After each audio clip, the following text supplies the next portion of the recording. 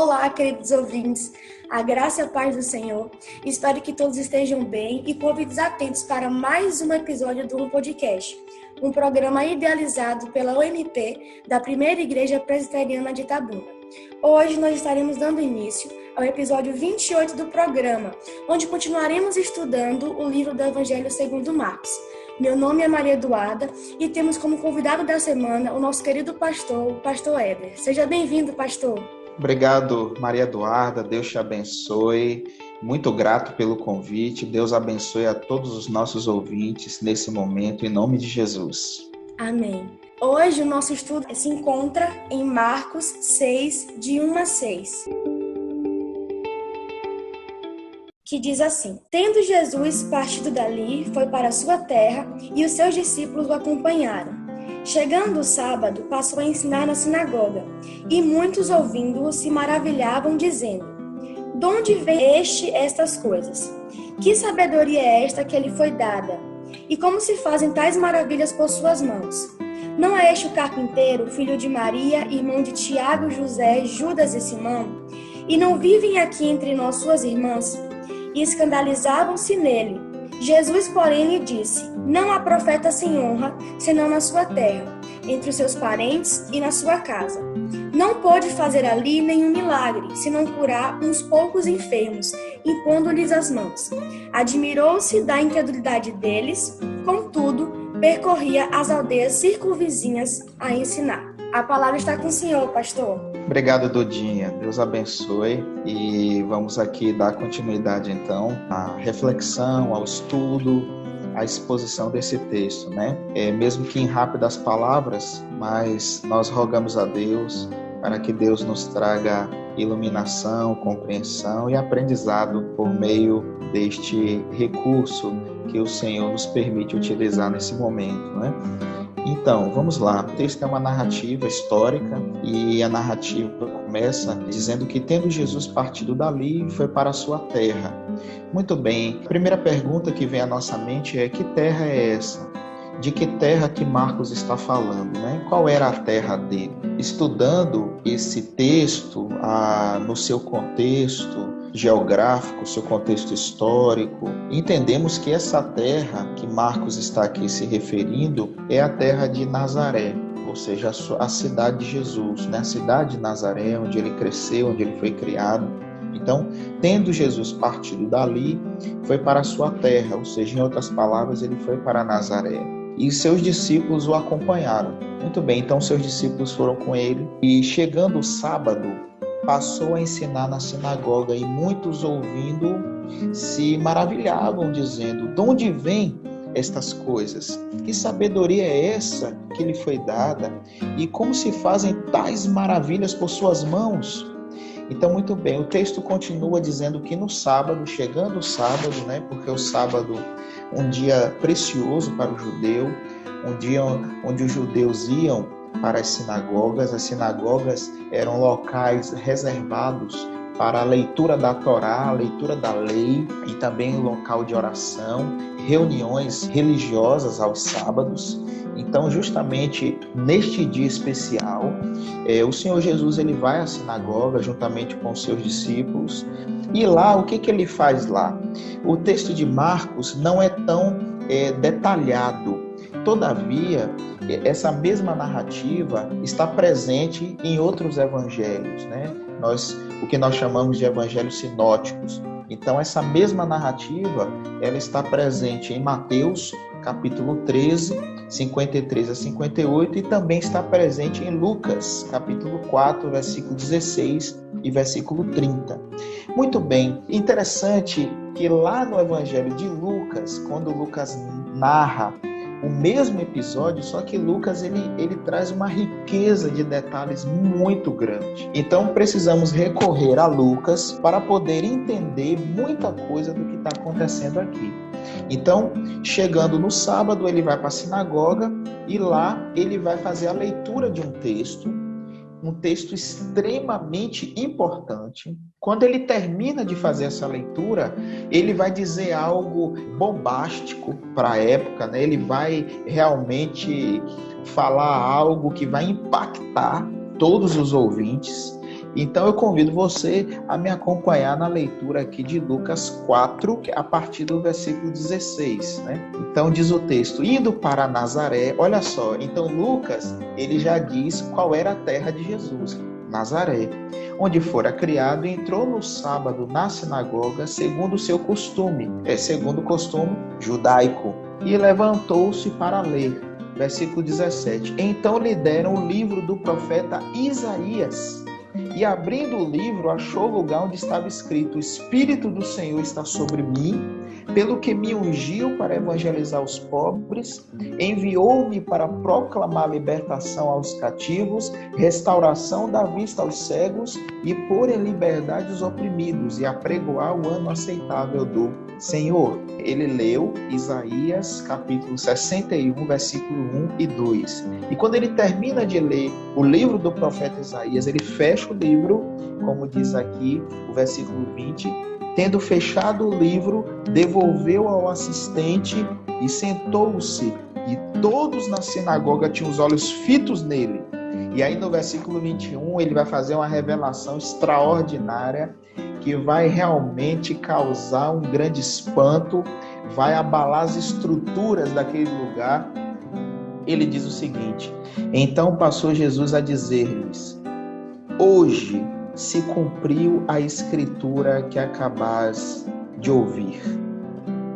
Então ele diz que aquele texto que ele acabou de ler, Isaías 61, versículo 1 e 2, a profecia messiânica de Isaías, 700 anos antes dele, ele disse que acabou de cumprir-se nele mesmo, naquele dia.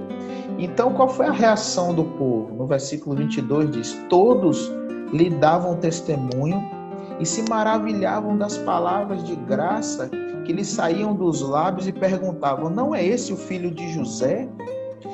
Disse-lhe Jesus: sem dúvida, citar-me-eis esse provérbio: médico, cura a ti mesmo.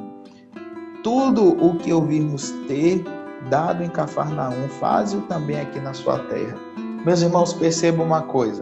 Lucas, ele vai dizer que o povo ficou admirado, né, a ponto de Jesus já esperar que ele citasse um provérbio da época dizendo: médico, cura a ti mesmo. Ou seja, esse homem está fora de si, né? E voltando lá para a narrativa de Marcos, que é o nosso texto base, né? Nós estamos usando aqui Lucas como um paralelo, mas voltando para Marcos 6, é interessante que Marcos ele já detalha a reação do povo de uma forma diferente. Então ele diz o seguinte, no versículo de número 3: não é este o carpinteiro, filho de Maria, irmão de Tiago, de José, Judas e Simão? Então veja, meus irmãos, agora Marcos registra aqui uma reação do povo pejorativa com relação a Jesus. Por quê? Em primeiro lugar, o povo diz assim: não é este o carpinteiro? Então, ou seja, não é esse aquele simples carpinteiro, aquele simples trabalhador que mexe ali com madeira, que mexe com artesanato aqui na cidade, né? É uma profissão simples, um homem simples, de uma família simples, né? De uma cidade simples como Nazaré. Não é este o carpinteiro? E outro detalhe também curioso, que Marcos registra que a população, o povo, aqueles que estavam na sinagoga naquela hora, disseram o seguinte: filho de Maria. Interessante, porque quando eles dizem essa expressão, filho de Maria, é de certa forma um insulto, porque era costume o filho ser lembrado pelo pai. Então, na prática judaica, era comum identificar o filho pelo nome do pai. Então, eles deveriam dizer filho de José. Mas, aqui na narrativa de Marcos, Marcos diz que eles disseram filho de Maria. Então, um homem era chamado filho de sua mãe se o seu pai fosse um desconhecido, né? Ou se o seu pai estivesse morto, alguma coisa assim. Mas era uma espécie de insulto. Então insultaram Jesus com relação à sua profissão, insultaram ele com relação à sua filiação. Então, Jesus está percebendo a hostilidade, Jesus está começando a perceber a reação negativa deles. E continuando o texto, no versículo 3, e não é este o carpinteiro de Marcos, né, capítulo 6, filho de Maria, irmão de Tiago, José, Judas e Simão?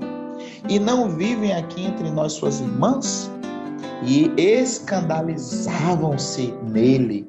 O verbo aqui, escandalizar, no texto grego, pode ser traduzido por ofenderam-se. Então, eles se ofenderam. Qual foi a ofensa? A ofensa de um carpinteiro chegar na sinagoga, filho de Maria, chegar na sinagoga judaica no sábado, diante dos mestres, diante dos religiosos, diante dos escribas, diante ali dos mestres da lei, lê o livro do profeta Isaías, capítulo 61, versículo 1 e 2, e no final de tudo dizer que aquela profecia messiânica apontava para ele. Aquilo tudo que ele leu se cumpria na vida dele. Ele era, em outras palavras, o Messias prometido por Isaías. Então, eles se ofenderam com isso. Como é que pode um homem desse, carpinteiro, filho de Maria, ser o nosso Messias, ser o nosso Rei, ser o nosso Senhor? Como é que pode a palavra de Deus se cumprir nele? Como é que pode ele se autoproclamar Deus, né? Então, meus irmãos, vejam que no texto aqui de Marcos, Marcos mais uma vez não detalha tanto, mas eu achei interessante, porque Lucas no capítulo 4, ele detalha um pouco mais. E a reação do povo foi tão grave, tão séria, e diz Lucas no capítulo 4, versículo 28 em diante, olha só o tamanho da gravidade da situação. Está escrito: todos na sinagoga, ouvindo estas coisas, se encheram de ira e, levantando-se, expulsaram-no da cidade e o levaram até o cume do monte sobre o qual estava edificada, para de lá o precipitarem abaixo. Jesus, porém, passando por entre eles, retirou-se. Olha só, que situação adversa.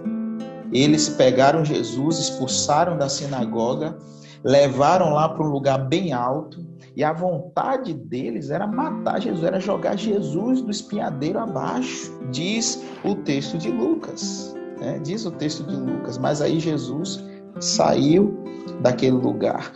Voltando para o texto de Marcos, né? Já terminando, Marcos capítulo 6, Marcos vai terminar sua narrativa dizendo o seguinte, né? No versículo 4 em diante. Jesus, porém, lhes disse: não há profeta sem honra, senão na sua terra, entre os seus parentes, na sua casa. Não pode fazer ali nenhum milagre, senão curar uns poucos enfermos, impondo-lhes as mãos. Admirou-se da incredulidade deles, contudo percorria aldeias, circunvizinhanças e a ensinar. Queridos, Jesus está dizendo o seguinte, que o profeta não tem honra na sua casa. Ele não foi honrado na sua própria cidade, Nazaré. Ele não foi honrado pelo seu próprio povo judeu. Ele não foi honrado nem mesmo pelos seus parentes. Então, ele percebeu a dureza do coração daquele povo, a incredulidade daquele povo. Então, ele disse que não era necessário fazer nenhum milagre ali naquele lugar, né, porque a incredulidade daquele povo era muito grande. Então, ele foi rejeitado pelos seus. Eu me lembro de um outro texto onde Jesus disse: Jerusalém, Jerusalém, quantas vezes eu quis ajuntar-vos como uma galinha junta os seus filhotes, mas Jerusalém que mata os seus profetas, né?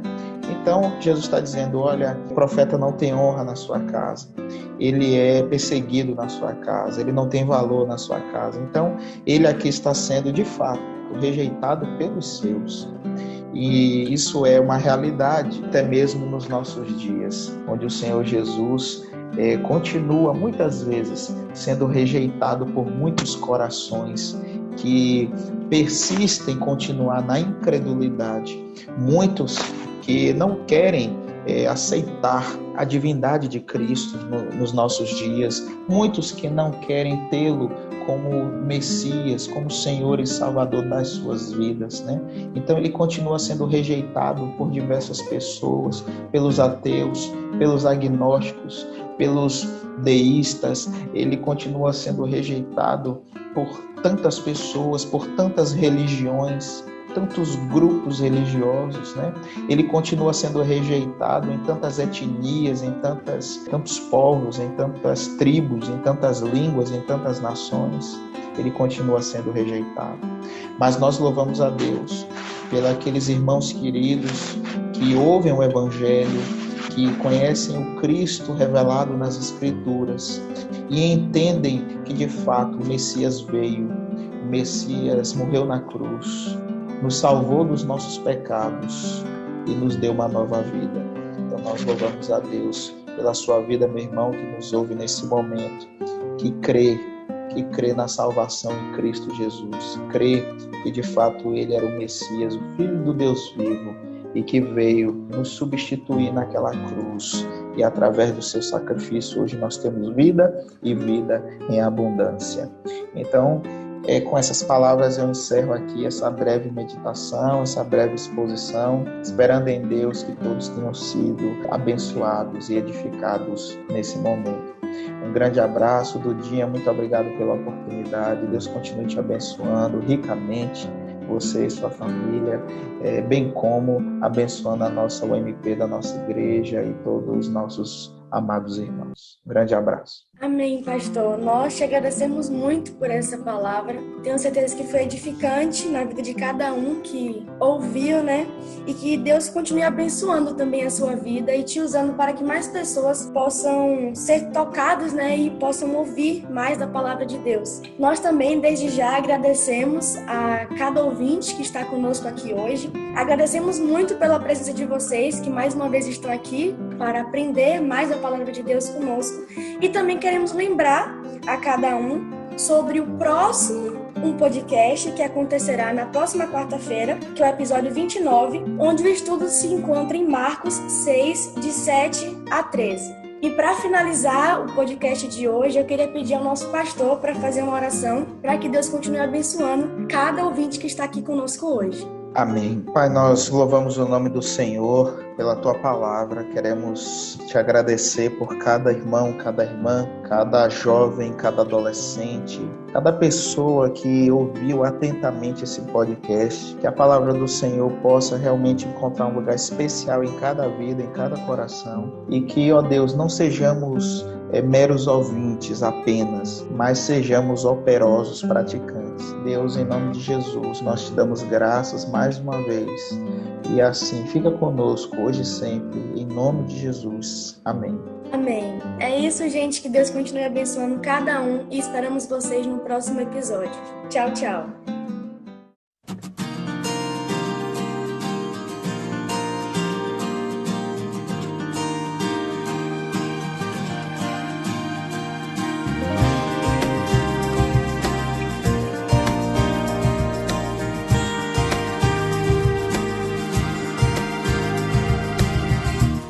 No princípio era o Verbo, e o Verbo era Deus.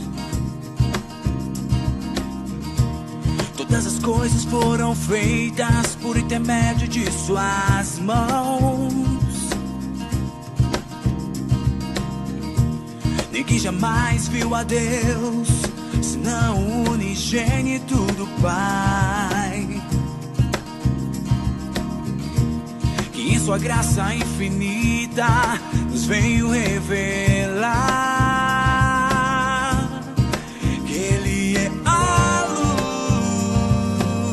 luz que rompeu a escuridão, que Ele é a vida de onde tudo existiu. O seu caminho é de graça e verdade, seu amor nunca nos faltará.